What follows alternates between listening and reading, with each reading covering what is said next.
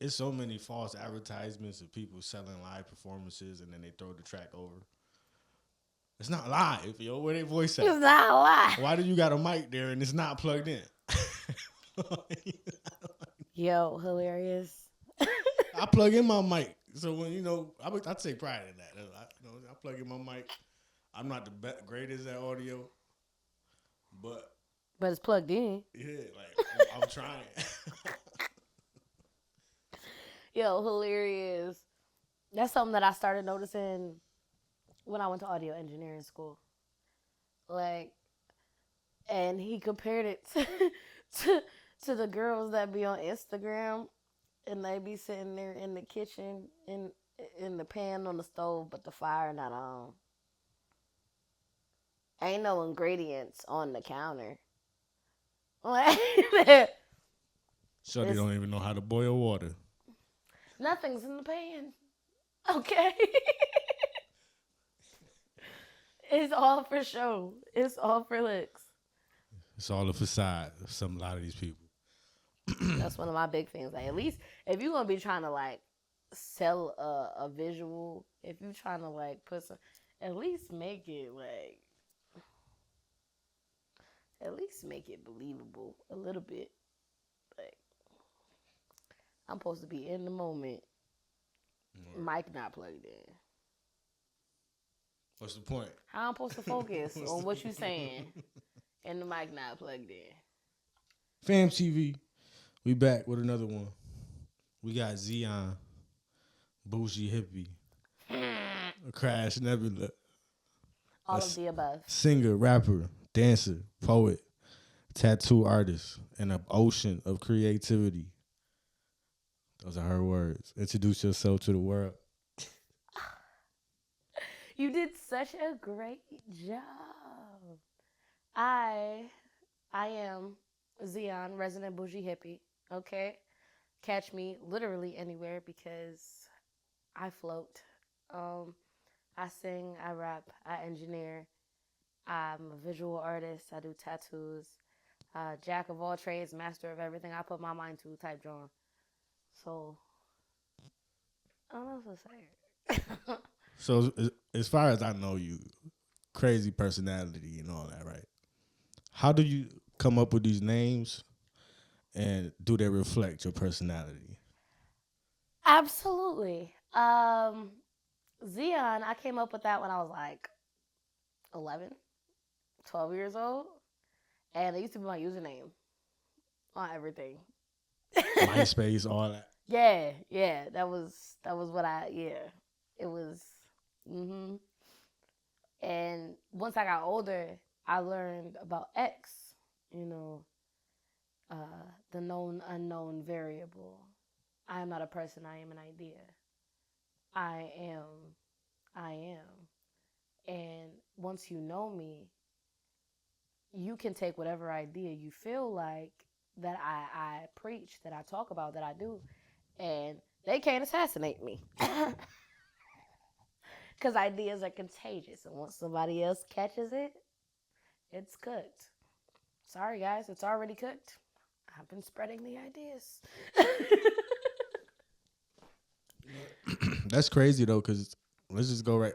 I know you're a deep person and all that, because they say that even the thought that's not acted on can get stolen.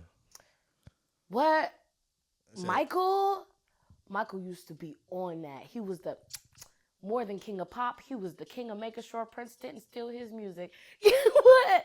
He was convinced that Prince specifically would steal his songs if he didn't act on them at the 3:00 in the morning urge that he had to make a song.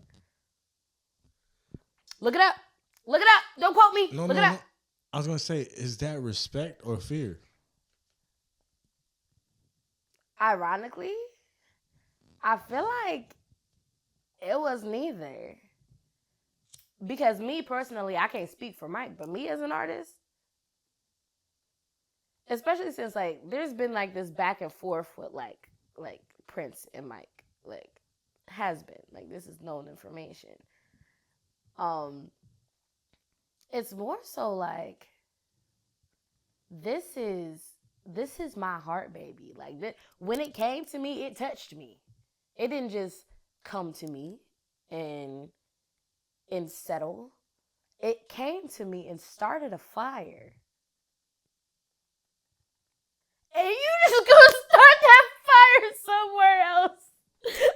Like, no, this is my fire, and nobody else is gonna make this fire happen like I make it happen.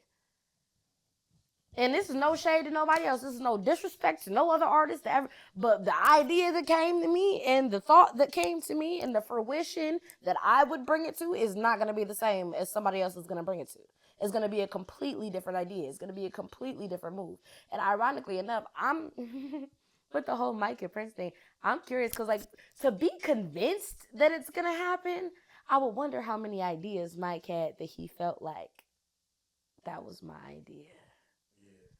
I dealt with that when I first stepped into podcasting. It was like my favorite podcast was already successful, millions of subscribers and all that. But I felt like they were stealing my ideas. Like they was watching my little channel and hearing what I was saying.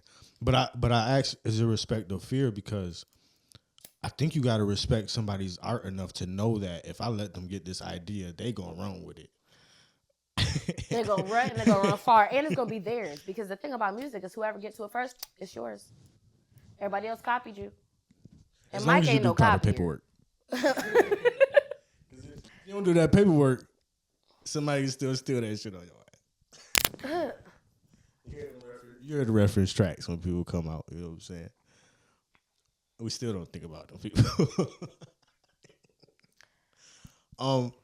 But that's just a little different how I usually start these interviews. I like it though.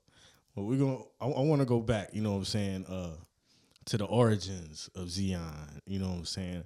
Give a little background of how you grew up, where you grew up, and how that shaped you into who you are today. I grew up, born and raised, Rochester, New York. I've lived on both East Side and West Side, so please don't ask me. And that shaped me into being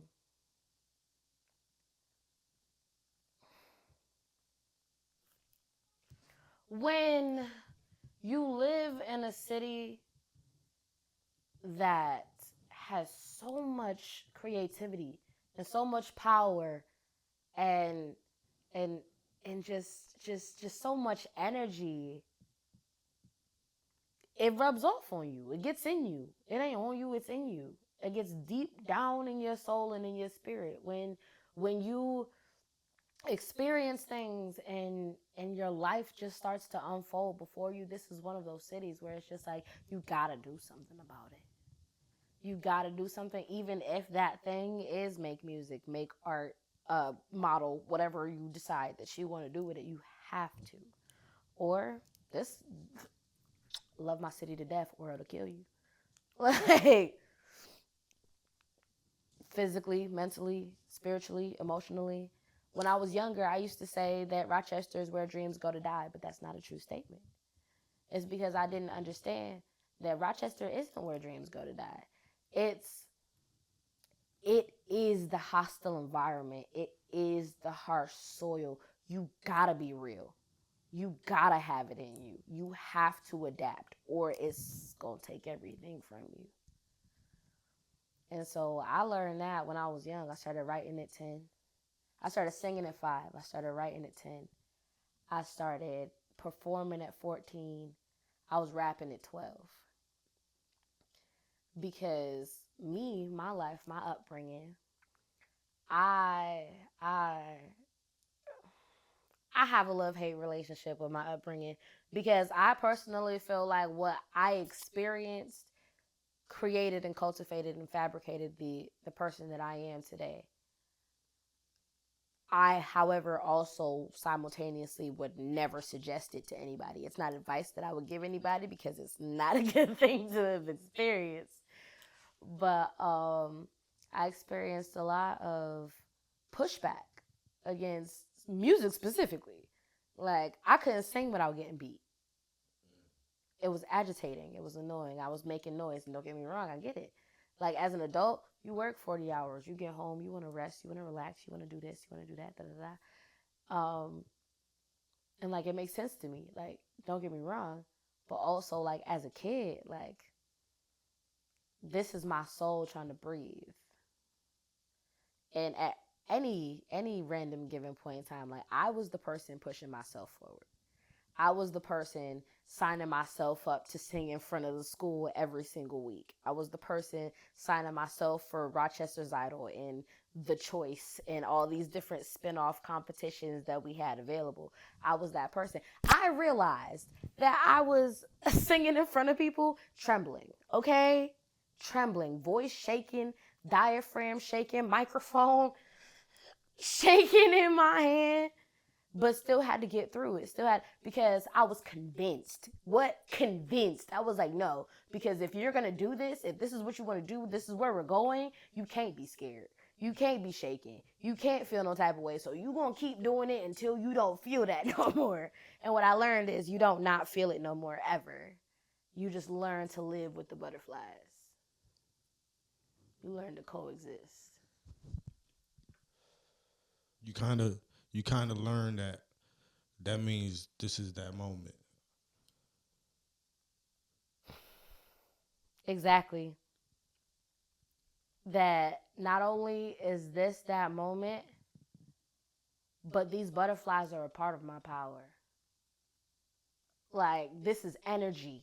I'm about to go Super Saiyan. Exactly. I'm about to get there. Like, you need that. I forgot who said it, but somebody who wasn't me said, the butterflies are how you know you still care. I like that.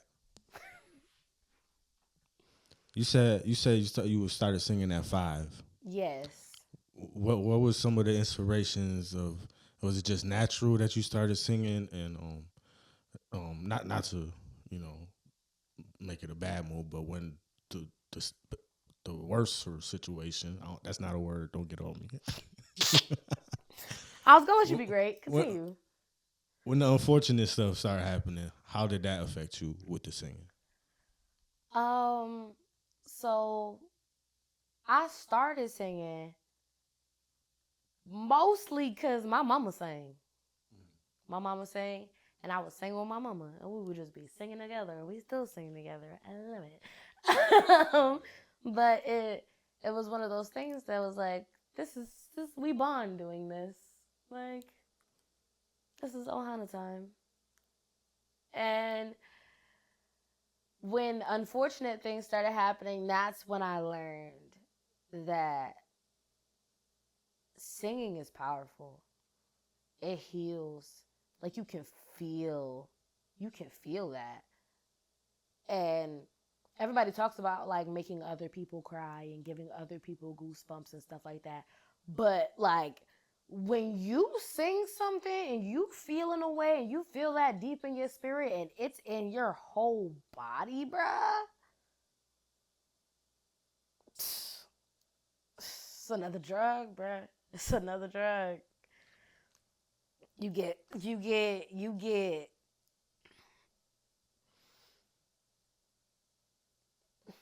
it's powerful.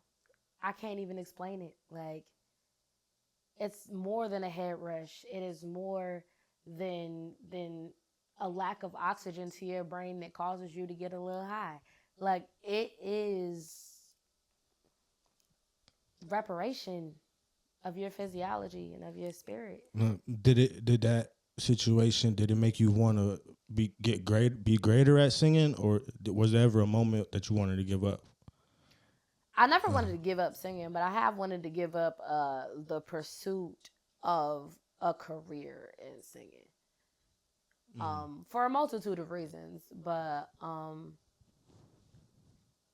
know, that's actually crazy because, like, in thinking about it, no, I've never been like, no, I'm just gonna stop singing. I'm just never gonna sing no more. Like, no, at any point ever.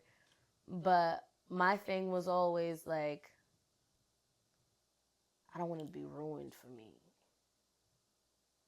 Because after I learned that I could use it to help myself, I was like, oh, I need this. I need this, and I'm not going to let nobody ruin it. Nobody's going to taint it. No, it's not about to, what? This is going to be beautiful. It is beautiful, and it's going to remain a sacred space for me.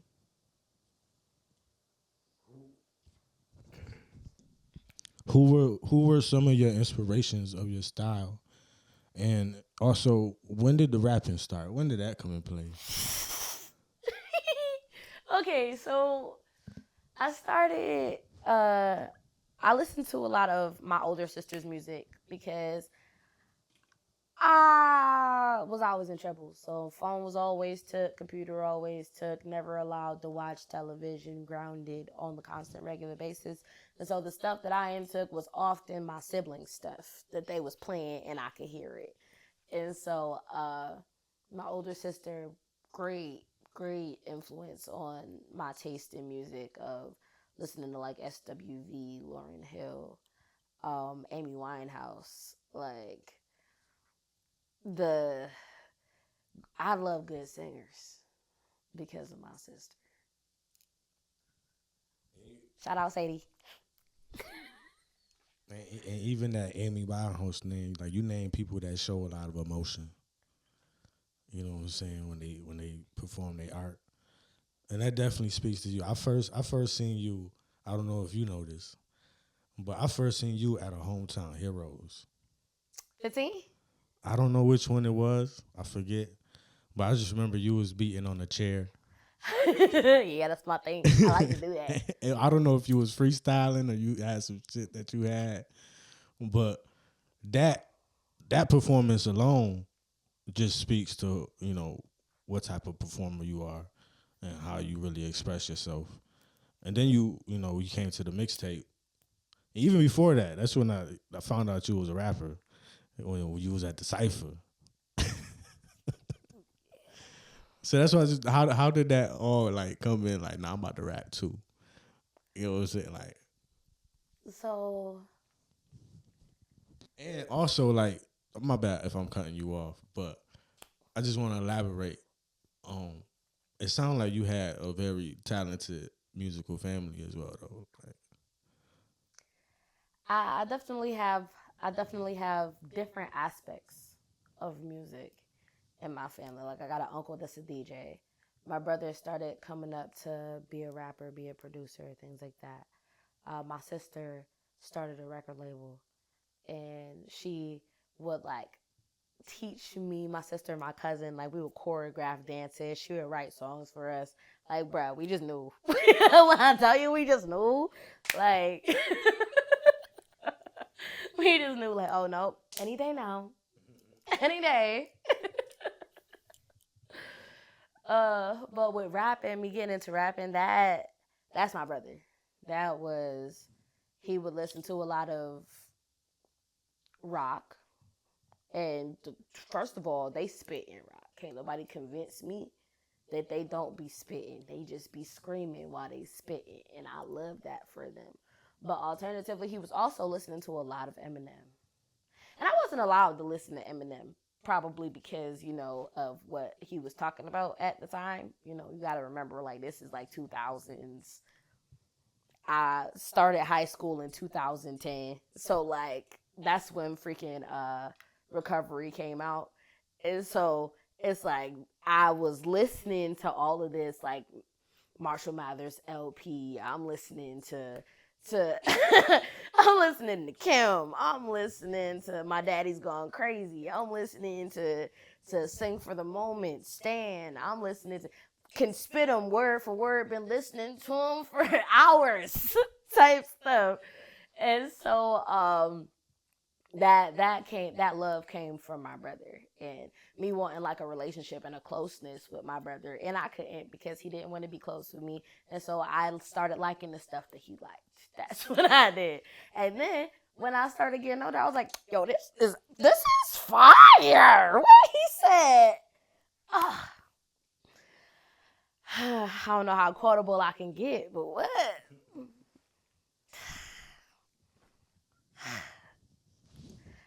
They're just literally running through my head right now. Like, Get off my dick. Dick's too short of a word for my dick. Get off my anti-disestablishmentarianism, you prick. That's how I learned the word anti-disestablishmentarianism.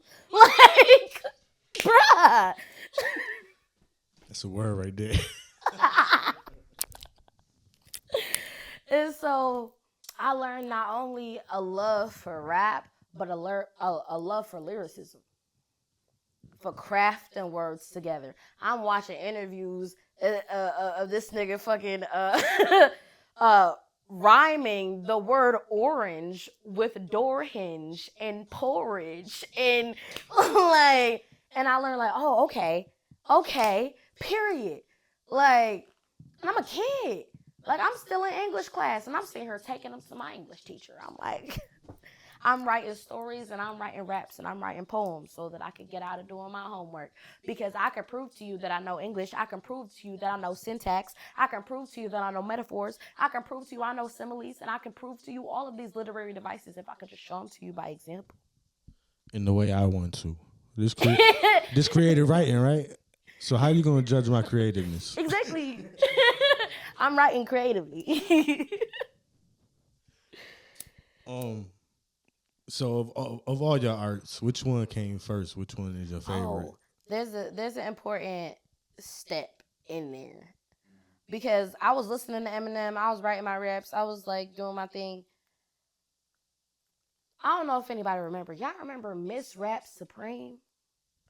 It had MC Light, Missy Elliott, DeBrat, and it was Miss Rap Supreme. It was all female rappers, and it was a rap competition. I don't remember that competition, but I remember all those people you said. I was like, oh, I'm going to be on there. And I was pissed. They didn't make a new season, but it didn't matter. It didn't matter to me. It didn't matter to me. Because in my mind, what? I'm about to be Miss Rap Supreme. I'm about to be Miss Rap Supreme. It's cut. And when I realized, like, oh, yeah, nah, this is, and I can, oh, yeah. At 12, I was like, oh, no. You remember some of your first rhymes? Oh, please do not. Cause, okay, I love you, Missy Elliott. I love you. I love you, okay? I was 12. You busy tripping, so you wishing, begging hard, praying God because you addicted to this blood chick that you wish you had. Lil K's on the track and it'll make you mad. I'm a blood chick. I'm the best chick. You better watch your back before I pop it. Into the streets you go. You better watch my flow. Never stop, never drop, never gonna leave. I'ma turn 14 and I'ma be the queen. Don't quit, no brat. That's the life of me. About to go to the force where a wildcat should be. I'm busy busting these rhymes and spitting these raps. I'm busy sitting and waiting and busting their caps. I'm better than CB. Don't talk about me. I can diss him so hard he's gonna call his mom me. I'm Miss Rap Supreme. I'm the best it could be. I'm just like Missy Elliott times 3. I guess. Shout out to that. Shout out to that. Right, okay, like 13. Okay. Bruh, that's how I Different remember flows, I started at different 12. Because I remember being like, I'm going to turn 14. Like, I gave myself a year. Like, I remember being like, bruh. Okay, 13, you can get it together. But by 14... And I've been up ever since. I've been going up ever since. Like, see, you said your sister had opened the label. Yeah, 500ENT. Her and her husband. Now husband. So like growing up with that, like I see you, like even when you said it earlier, I was just thinking like, do you think just having that mindset and level of confidence of what you want to do in the future or whatever plays a big part in the quality of art you make? Absolutely. Absolutely. Because there's always a part of my brain. Well, I can't even say always because don't get me wrong. There is parts of my life that I'm just like, probably shouldn't have did that knowing what you want to do. But whatever. Live life, make mistakes. Like everything happens. It's all part of the story. We all have a testimony. But when it comes to music, absolutely. 100%. I've been very much so like, nope. Work with like this, release this. Oh, absolutely not. I don't like the way it sounds. People are going to listen to it later. And ironically, I feel like that's what's been like my biggest like thing. Cause like at this point in my life, it's like, do it. You don't know how people gonna feel. Can I tell you a secret? So I ran into an old friend. Um, at I'm gonna just keep name dropping stuff because whatever. But I was at Hooked Fish Market and I ran into a friend. He always there, but he was telling me, have I released any music yet? And I said, no, not yet. I'm working on it. He said, you said that 2 years ago. And then he said, you know what your problem is? And I said, what? Tell me, what's my problem? You make music for you. And I was like, that doesn't sound like a problem. That sounds like, shouldn't people be making stuff for themselves? He's like, no. The issue is because you make music for yourself, you don't care if nobody else ever hears it. Well, I don't actually. And ironically, what really brought me fully like to the forefront and being like, all right, like I got it, like whatever, like I'm gonna do this was a couple things, but one of them was somebody telling me like they're like, you know, you're robbing people. And I said, what do you mean by this? They said, you are robbing all of the people that you would have helped with your music because they'll never get to hear it because you won't share it with them. And I was like, oh. There's a balance. You know what I'm saying? I started that question because I was thinking of manifestation. You know what I'm saying? So you got to kind of be a little delusional and talk that shit into existence. But also, I could see how somebody like you said, that person said, you make music for you. You don't care if anybody else hears it because you pouring your soul into it and you putting it out for people. They gonna know who you are for it. So I can see, but like that other person said, you never know how people feel about art and how it would make them react and how many people do need it. You know what I'm saying? So, I know you make good music. You know what I'm saying? You perform that shit with mad energy. You know you make good music. Put that shit out. Fuck it. You know what I'm saying? It's like in dating and shit when people be like, the worst they can say is no. I mean, the worst they could do is not click on it. Since we being And candid, if can they I don't, tell you what's the worst that can happen? what's the worst? The worst that can happen is that they absolutely love it. It absolutely blows up. It's absolute just it's one of the best things. It's playing in all the stores, it's in all the gas stations, and I can't go outside. I no longer have peace. I no longer have privacy. I barely get privacy now. Because people are, oh, look at you. Your eyes are beautiful. Oh, ass. Nice. Let me talk to you. And it's like, don't get me wrong, love talking to people, love like experiencing the human connection. But it's like, I like having the opportunity to be alone. I do. I'm not too married to the idea of me just being out at a restaurant and 37 people deciding if they want to take a picture with me. I'm not. I'm not in love with the idea that I can't go to the mall to pick up something real quick because 10,000 people are going to show up. And then they're going to try and have me arrested for child endangerment. Shout out Justin Bieber. Like, I'm not too, I'm not really super excited about that. I like having, so I'm like, yeah, since we're being candid.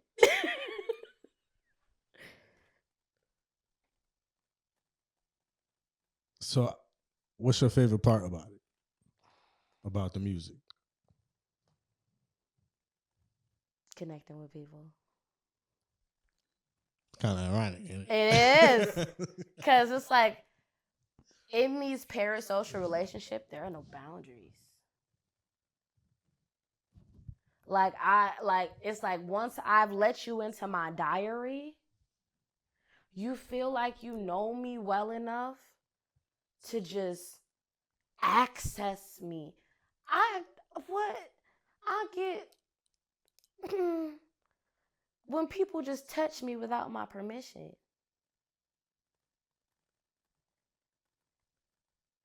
And to be candid, because I'm a real ass nigga, niggas don't even know who the fuck I am right now. I can't even go outside without somebody trying to fucking grab me. Like, the fuck you think gonna happen if a million people know exactly who I am? And hopefully what I'm hoping is, because I've learned of fan bases that are very respectful, okay? They've been cultivated that way. There are people who won't drop, and their fans will be like, oh my God, you haven't dropped in so long. And then you have like Isaiah Rashad fans. They'll be like, you need to understand. We appreciate any music that he gives us. We love him. We support him. But that's cultivated. That's built. Which is why this is why I'm very much so I'm going to do this the way that I feel like it's important for it to be done. Which means I want to meet people in real life. I want to cultivate. I want to see people at shows and they come talk to me and stuff like that. Because it's like, you get to know me.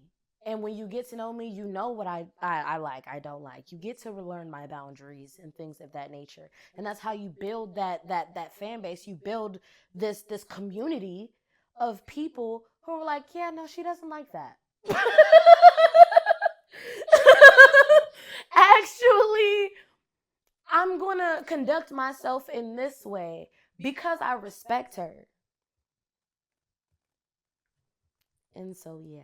It took me a minute to get there because before I was like, I would rather nobody know who I am than never have privacy again for as long as I live.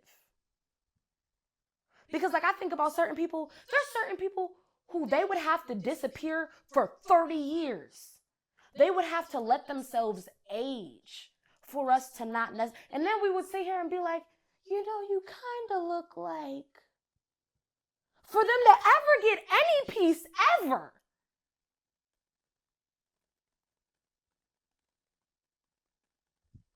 It's part of the sacrifice, right? It is. It is a part of the sacrifice. And it's like. So I think a lot of these, you know, ancient stories about these old civilizations that had the human sacrifices and all that, I think it's still happening. It's just in a different way. Like, it's literally you have to sacrifice something that you love in order to get where you need to be.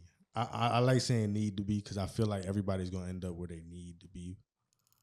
You don't really end up where you want to be because of them sacrifices. I feel like, what is it worth a man to gain the whole world if he loses his soul? And so there are certain parts that I will never chip off. There's stuff that's never going nowhere, ever, okay? And that's because that's part of who I am. And what is it worth to be out here walking down red carpets, to be flashing lights in TV interviews and doing movies, TV shows, or whatever I happen to be doing, starting nonprofits and saving children and kissing babies, whatever I happen to be doing, what is it worth if I lost me? That's how we end up losing people later on. Because then it's like, they had the world, they had everything. What happened? And it's like they had everything except themselves. They had everything except peace. They had everything except a little bit of privacy. Like, and I can't say that's why anybody did anything that they've done. But honestly, I I can imagine, because here's me sitting here looking at it like, that look hard. Like,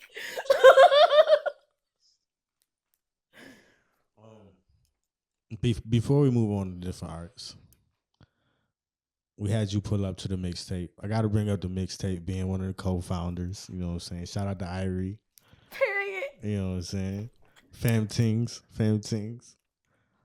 Um, how would you describe your experience at the mixtape? It was absolutely amazing. It was absolutely amazing. Because, okay, let's backstory a little bit, okay? Talk to me. So, from here, but I had moved to New York City. I was in Arizona, had to do my internship in New York City. At the time, I'm sleeping in my van. I have a bed in the back. I have like my little cooking stuff. I have built out a camper into the back of a minivan, and I'm doing my internship. Irie hit me. I said, oh, I would love to. I'll figure it out. Okay? So I put some stuff together. I started, putting together some money from here, some money from there, and I pull up because I was like, I just got to get there. And I just know it's going to be absolutely awesome, right? So I pull up, and I love Irie. I love Irie so much because we're sitting here talking. We're talking about things that are like key, turn, activate, lock. Like, bruh, like, I love talking to Irie because, bruh, like, no stone unturned. Ever. Okay? And so I get up on stage and I perform, and it's vibe, it's energy. People are singing the words back to me.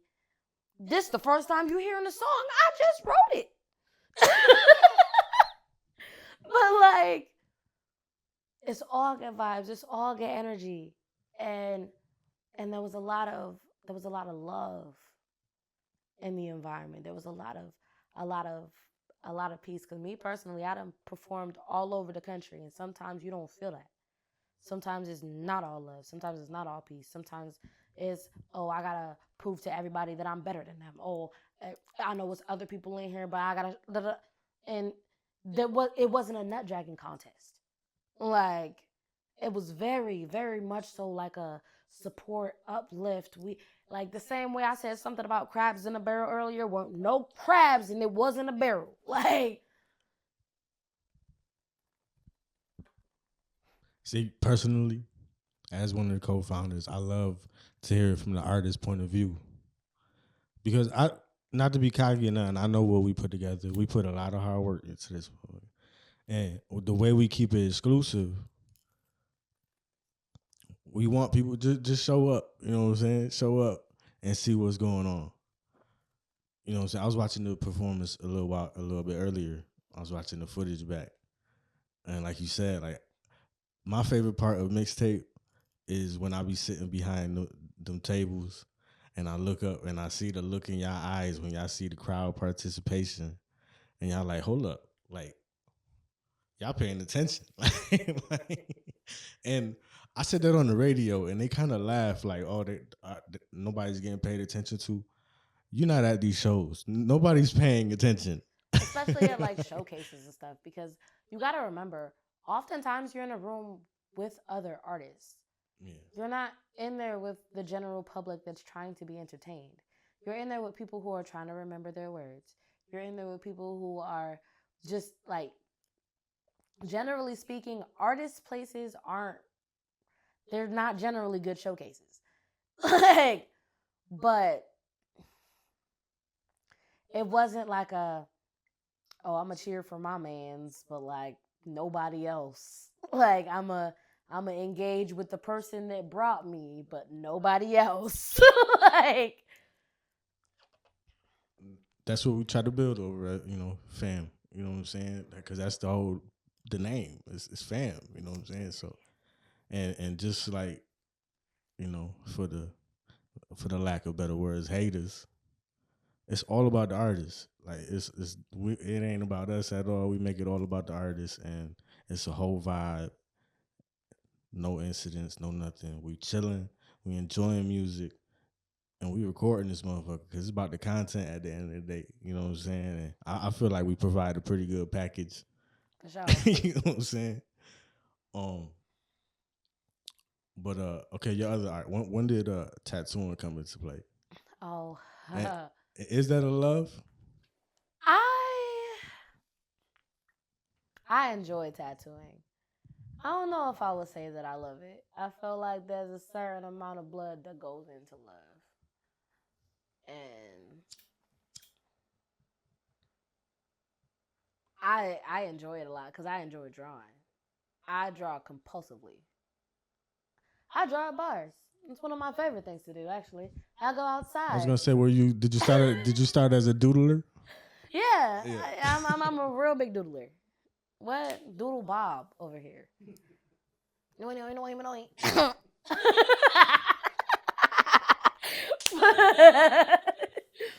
Yeah, absolutely. And I used to be afraid to tattoo people because That shit is permanent. It's not permanent. It's only permanent for poor people. It's permanent for me. Also, for not poor people, but not rich people, there's cover-ups. Yep. So what is some? Don't get me wrong. There's nothing against poor people. What is some what is some tattoo etiquette though? You know what I'm saying? When people are trying to book you, or just simply, and this is all what comes to mind when I ask this. Maybe placement of tattoo, like. I'm gonna start with placement because this is one that I say all the time. I always ask, is it for you or is it for other people? Do you want to see it? Or is it something that you want to broadcast? Because if it's something that you want to see, put it somewhere that you can see it. Put it somewhere, even if it's like somewhere you can see it in a mirror, somewhere that you can just see it. But if it's for other people, if it's like a broadcast, if it's a message, if it's something funny or whatever, like, put it where other people can see it. You don't have to see it on a regular basis because the interaction that other people have with that piece of art is what's going to remind you that it's even there. You asked more questions, and I answered one of them.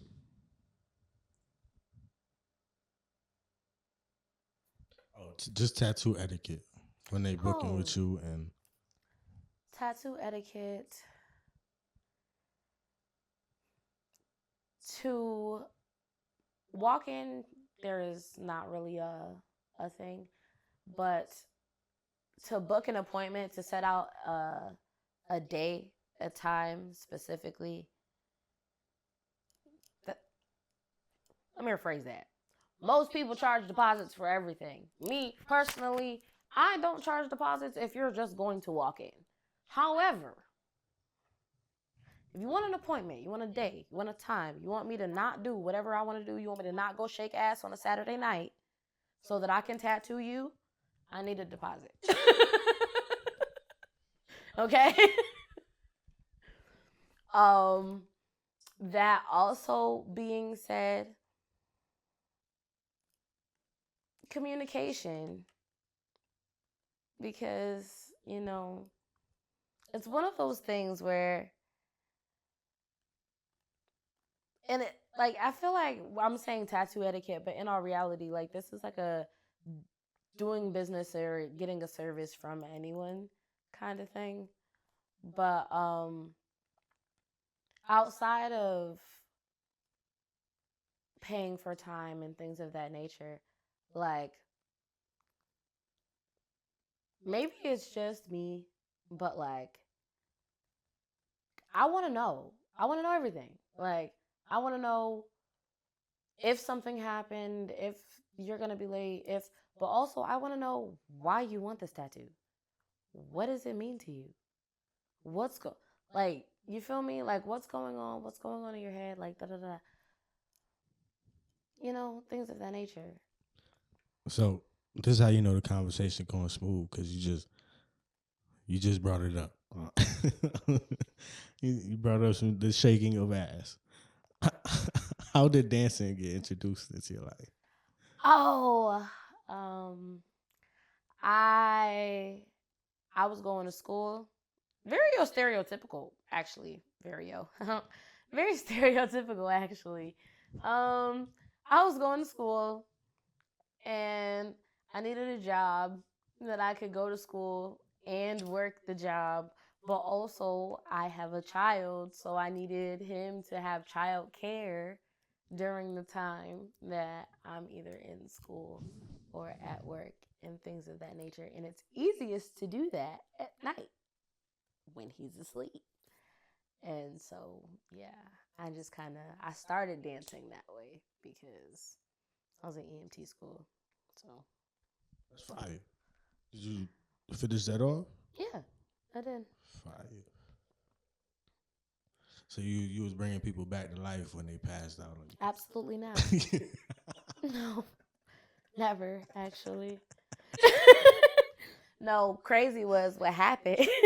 I graduated and I didn't immediately quit dancing. And then I caught COVID. This is 2019 though. So this is before the world shut down in March of 2020, April of 2020. And so there's no assistance for people who caught COVID in 2019. I was sick for a month. I lost my job. I lost my apartment. And I was like, oh, well, I'm an EMT. Let me go try to get my EMT job. And they told me no. Keep in mind, I went through a school and it was a guaranteed job through the school. Like, they partner together to make sure that you have a job when you graduate. And they told me no. And I was so confused. Keep in mind, at this point, now it's like November, December. February, they started being like, hey, there's something going on. March, they was like, oh, the world is shut down. Nobody's allowed to do anything or go anywhere. And honestly, not for nothing, I say that's God. I give all of that. What? Because what? What? That's not the time to be learning how to save lives. During the pandemic, that is what? No. Absolutely not. No, that's not the time to be learning to be a first responder. You need to have already been one. And that's just my own personal opinion. And so, yeah, I was like, okay, well. And they told me, no, I can't even work there in the first place. So even if I wanted to be like, I'm going to work here and I'm going to save people during the pandemic, they told me no. So I'm just going to claim unemployment. Shit, unemployment back then was busting though. I was unemployed. They wouldn't let me work. But yeah, so then I did it on and off for like 6 or 7 years because it'd be good money. I don't know. There's always a nigga trying to throw some dollars at some ass. I don't know. What's one of the biggest lessons you learned during that period of your life?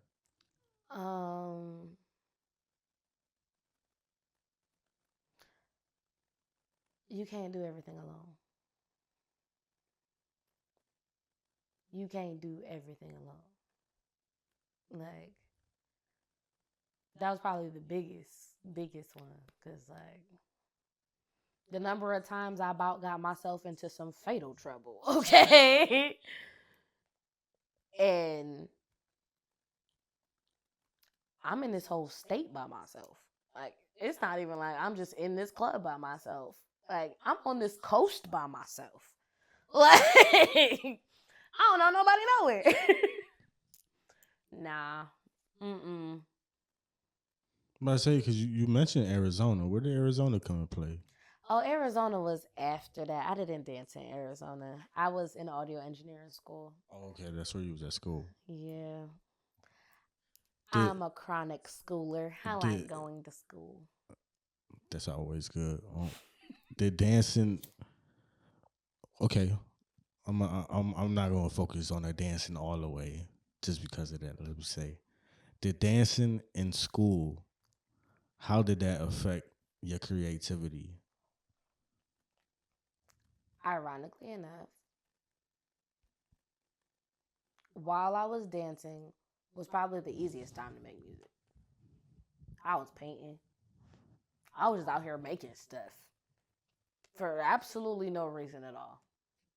I was giving stuff away. I gave my neighbor a painting for no reason other than because he was my neighbor. Like, and, but I feel like that's also because, like, you're spending 6, 7 hours listening to music, dancing to music. You a musician and that don't make you want to make no music. Like, that would be wild. That would be absolutely crazy. In a way, it's like another form of school. No, for real. Because then you're sitting here like, I mean, that song's cool, but like, I could make this one. I could do this. I could say this. And that's where I have like a section of songs where they sound like hood songs. They sound like robberies. They sound like shoot 'em up, bang, bang music. But that's not what I'm talking about. And you would have to listen to the words in order to know that. But I would think though, even wouldn't it also be like you? Okay, that's a good song, but it didn't make nobody move in here. So is it a good song? Hmm? You know? Oh, you know, You know what I'm saying? yeah. Or like, yeah. Which is like, or my favorite. You know, they keep saying that this is a good song to play, but there is no money being thrown at all. Ain't nobody feeling inspired to. They not bopping, dancing. They not nothing. They not nothing. This is not it.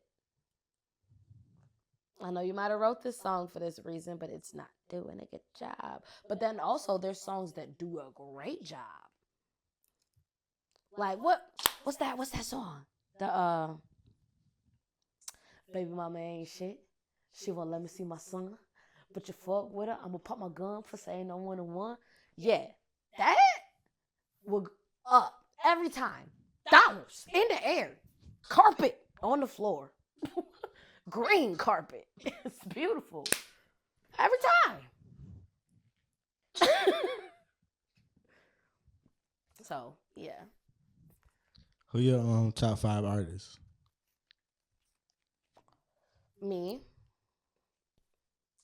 M. Obviously. Um. This isn't fair actually because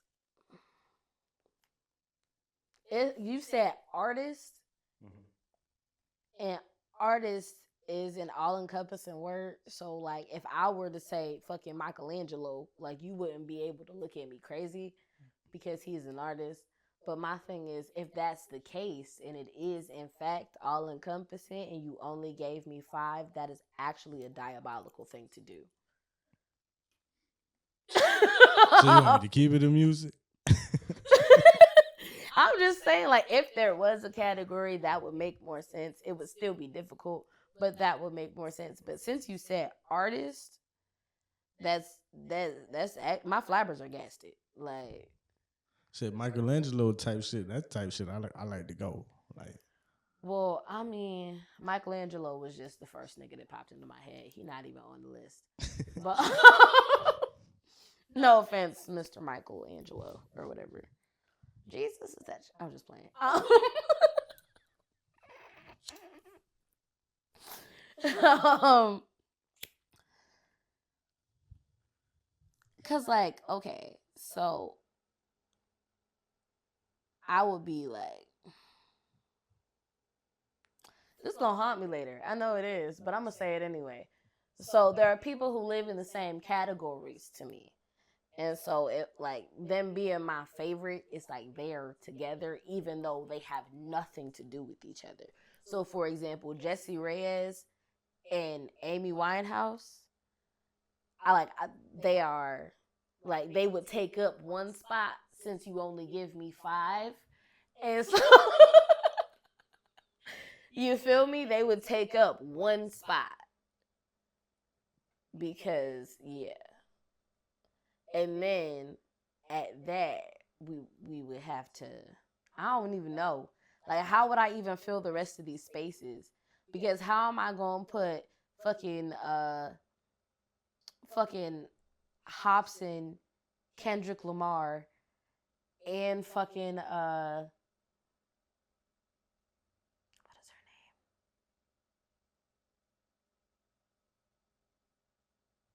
Hayley Williams from Paramore. Specifically her. Not necessarily all of Paramore. But also hear me out, cause like Hayley Williams, Skylar Grey, and freaking Alicia Cara are also in the same vein with me. And so it's like we can't, like I would have to draw you a diagram. I like the variety though. I like the variety. And I didn't even say 5 spots. I just want to clarify. Like we gonna continue to move on, but I just wanted to let you know this is why I would have to draw you a diagram because I didn't even get to 5. You said more than 5 names though. I know I said more than 5 names, but that's not how the spots work. And you gotta listen because I said this is a spot, this is a spot, this is a spot with another spot, this is a spot with branches. You hear me out? Like, because I'm an imaginative person and you tried to give me a box to stand in.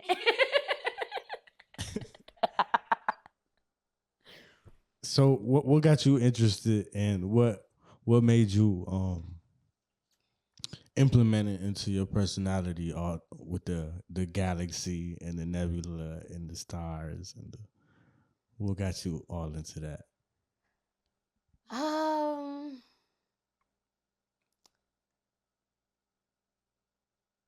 Life, honestly. The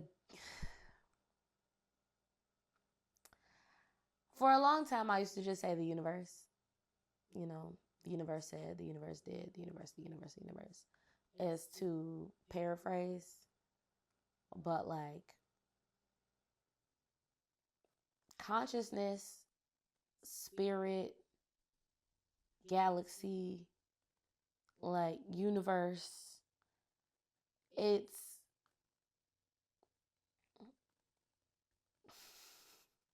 like I just did the exact same thing that I did with the artists. And I was just like, yeah, they're like the same. So it's like consciousness, galaxy, like collective consciousness, galaxy, the thing that we are born from, like we're all tapped into the Bluetooth. And so I just like to acknowledge that I'm tapped into Bluetooth. Like, it's not me. I'm tapped into the consciousness. It tells me stuff sometimes. It shows me stuff sometimes. I can see it sometimes. What do you think is most misunderstood about you? And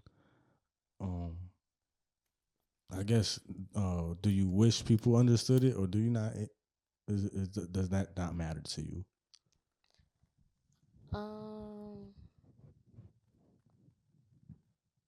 I feel like what's most misunderstood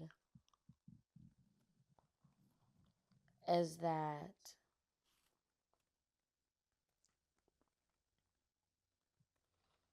kindness is free.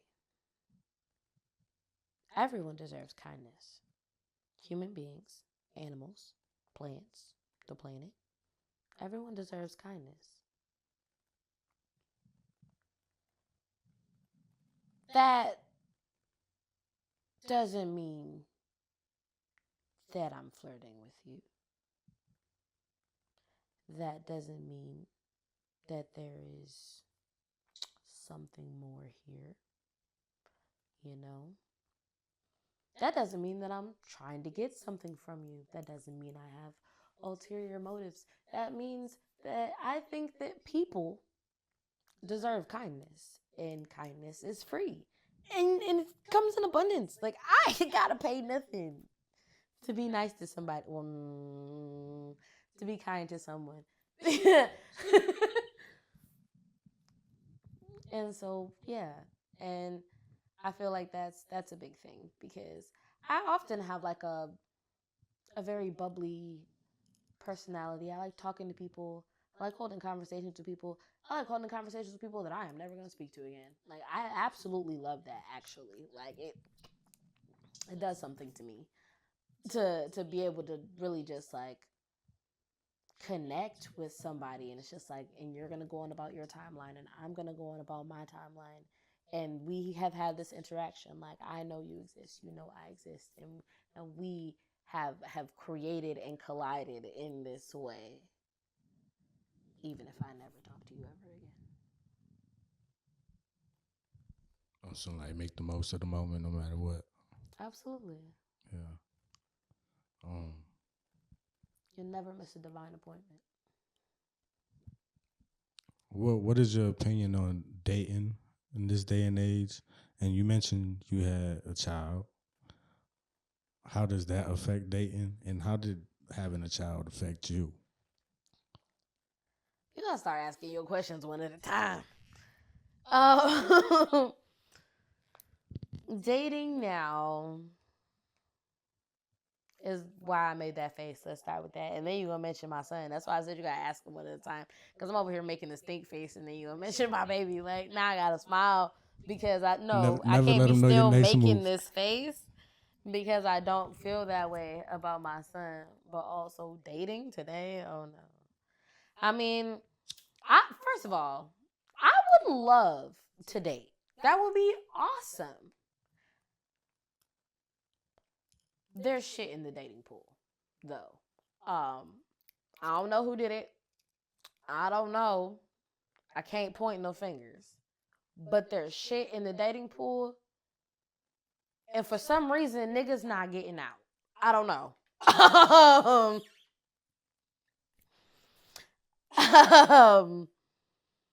But something about, like, I don't know. Like, I've only been interested in dating very, very few. Very, very few and far between, because having conversations with people, talking to people, finding somebody that like is a person and has a personality, thoughts, feelings, opinions, emotions, concerns, worries, you know, stuff inside of them, substance. It gets so covered up in this, oh, I got to be this person, I got to show this thing, I have to be this guy, be this girl, cuz and this is why, I mean, I'm saying dating. Like, this is not just talking about men. I am bisexual. It's very much so like oh, no, it's cool. Have a good day. Because I've gotten to a point where it's just like, I'd rather be alone than in bad company. I posted that recently. Because for some reason, okay, so I like to go into these like TikTok live like debates and stuff, and they were talking about oh, these women need to get it together, or they're gonna die alone. I would much rather actually sign me the fuck up for dying alone as opposed to dying in bad company. Like, because, like, okay, hear me out. Statistically speaking, a married man is more likely to live longer than a single man, but a married woman is more likely to die before a single woman. And that is because we are more likely to keep these niggas alive than they are to help keep us the fuck alive. And then he's gonna be out here, hopefully, not incompetent than a motherfucker. Oh, I wasn't paid. I don't know how to do this, how to do that, how to create this, how to do, because she always did it. cook for the kids, do my daughter's hair. How am I supposed to do that? She always did it. And don't get me wrong, it's a terrible thing to lose somebody. It's a terrible thing for them to not be able to contribute in the way that they contributed. But it's like, but also I have to admit, I have to remember, like, I have a different perspective because I lost my dad at 7 years old. So I literally learned, oh, they not going to be here always. They not going to be here always. And you need to be able to stand on your own. You need to be, no matter who it is. It doesn't matter who it is because you don't get to decide who goes first. You don't get to know. So you need to be ready. And so, and that's why it's like, but you asked me how dating is for me, and that's something that's important to me. And so the fact that that's not something that's thought of, that's not a thing, like, yeah, nah. That's not okay. Not okay. Could you imagine? Oh yeah, my husband died, and now he always pumped the gas, and so now I don't know how to pump the gas. Never have pumped the gas. Not interested in really learning how to figure out how to pump the gas. And when I do try to learn how to put gas in the car, oops, I put diesel in it. Now, did you turn the key or not? Exactly. You gotta know that. What is something that you are proud of that you don't get the chance to brag enough about?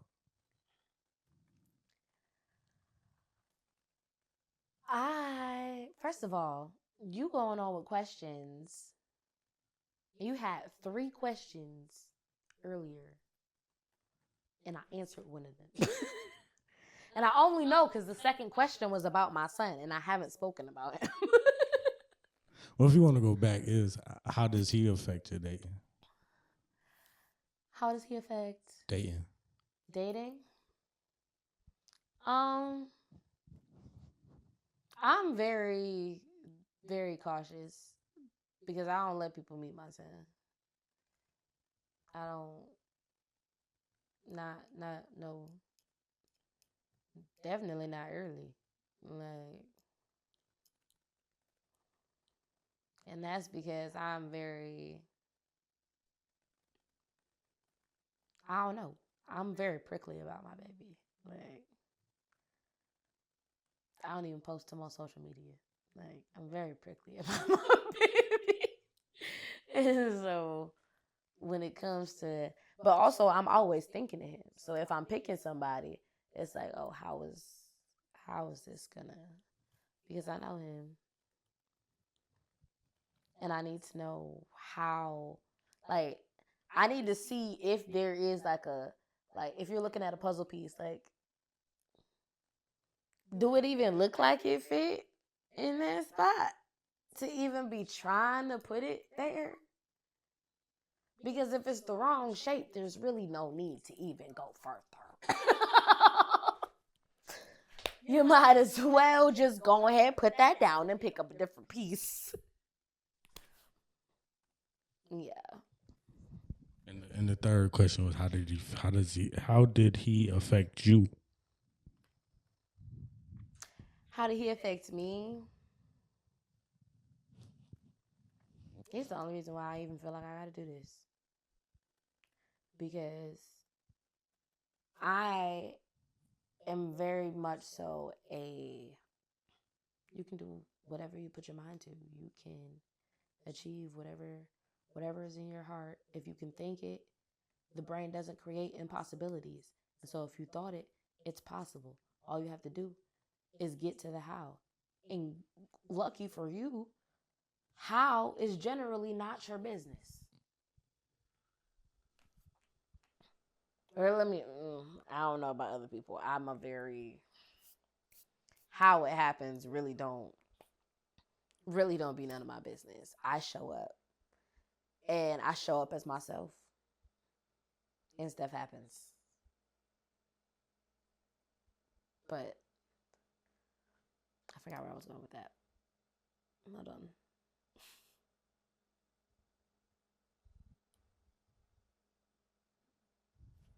Move on. No. Re-ask your question. How did your son affect you? Oh, yeah. And I can't tell him that he can do everything and he can achieve all of his goals, dreams, aspirations, and he can do whatever he puts his mind to, and I didn't even try. How will he ever listen? How will he not even listen like in obedience, but like hear what I have to say? Like that, as well as like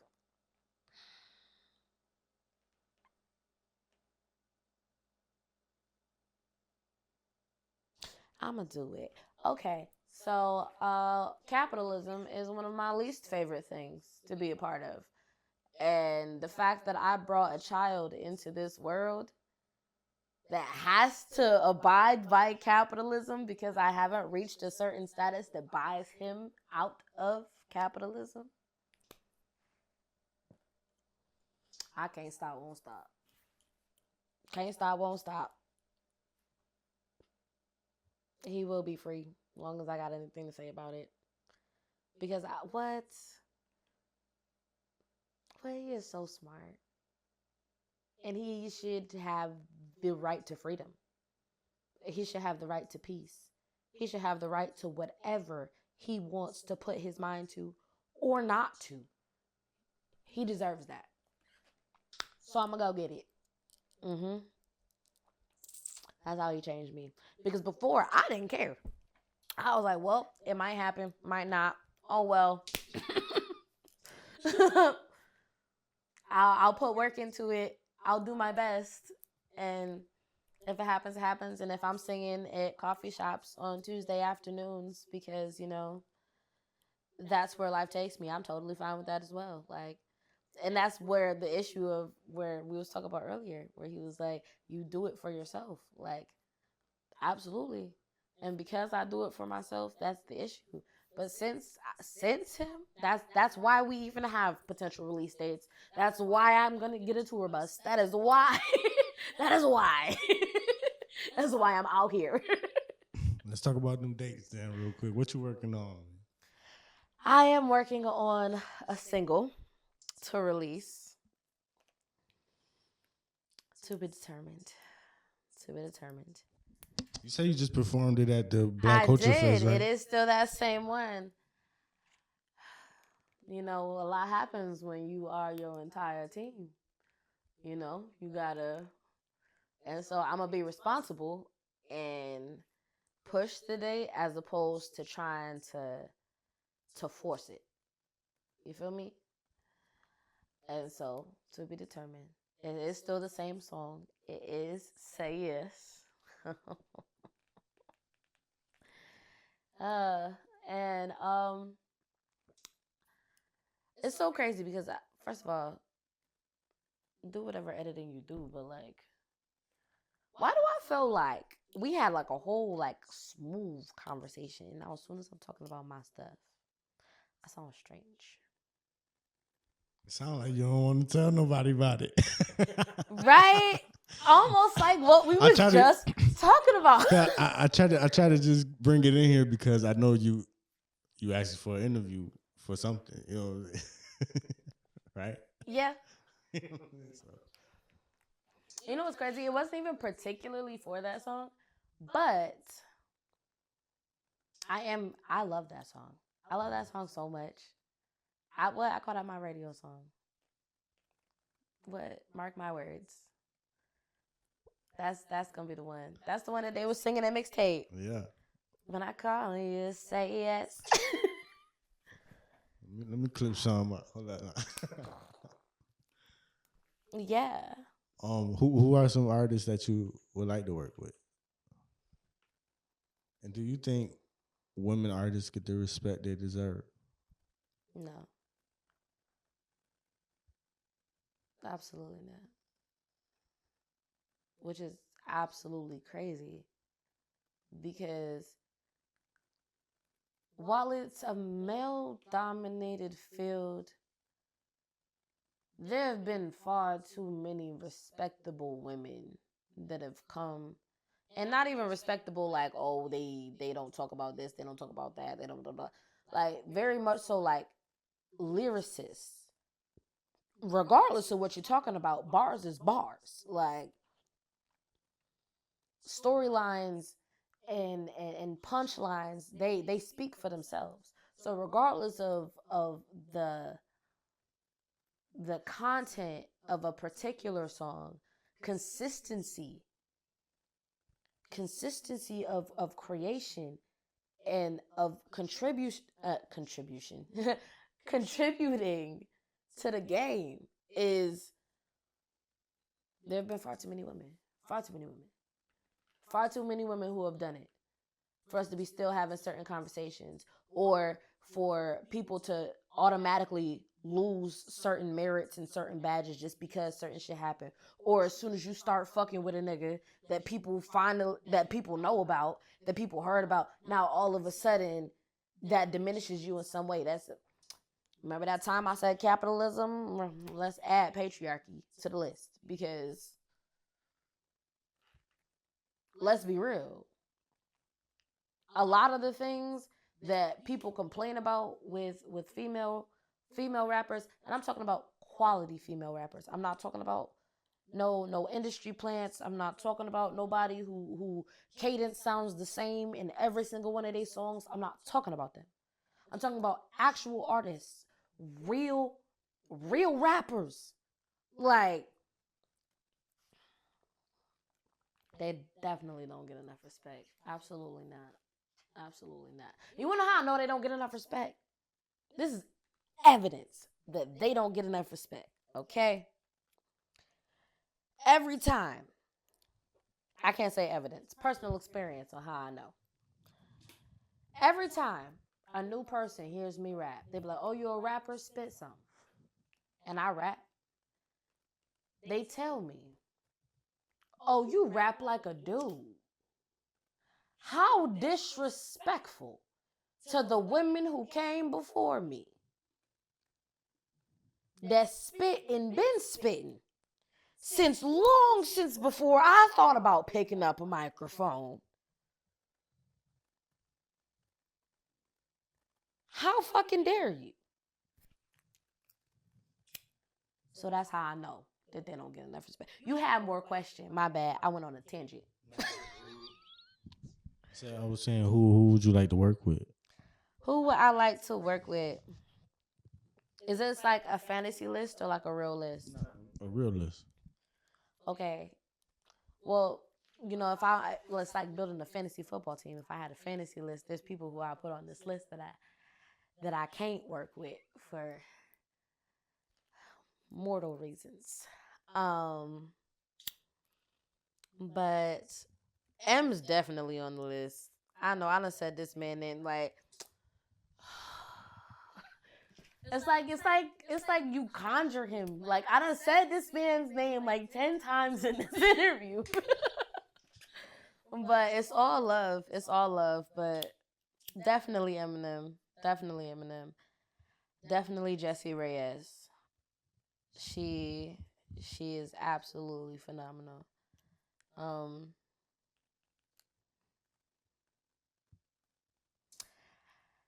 I feel like me and Tech would make a really cool song. Me and Tech Nine will make a really cool song.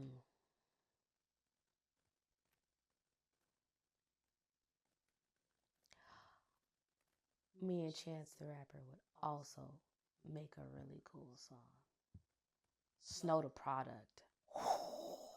Snow the Product, yo, we'll eat that shit down, bro. Eat it down. Tink. Ooh, whew. Yeah. Yeah, that would be delicious.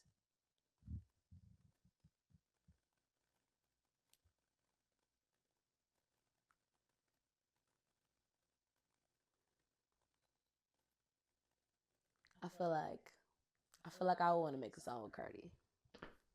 I feel like I would want to make a song with Cardi B. That should be fun. Talking about a strip club. Talking about the strip club.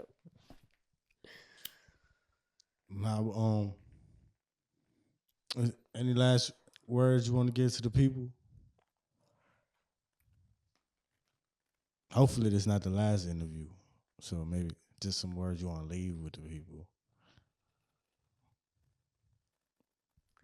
Words I want to leave with the people.